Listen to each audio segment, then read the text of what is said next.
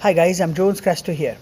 Britain's Wildcat helicopters armed with new Martlet missiles. Subscribe to my YouTube channel, Jones Crasto, for elite insights into M&A, luxury assets, defense and energy. Follow across Instagram, Twitter and LinkedIn. Power belongs to those who stay informed. The United Kingdom's cutting-edge naval strike power just leveled up, according to Zona Militar, October 26, 2025. The British Royal Navy has officially declared its new multirole Martlet missiles ready for combat use aboard Wildcat helicopters.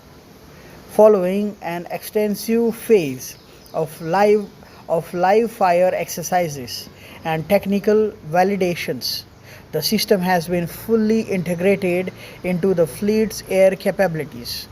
The Martlet's lightweight precision missiles, developed by Thales UK, allows the AW159 Wildcat to engage multiple threats, from small fast attack boats to low flying drones, with pinpoint accuracy.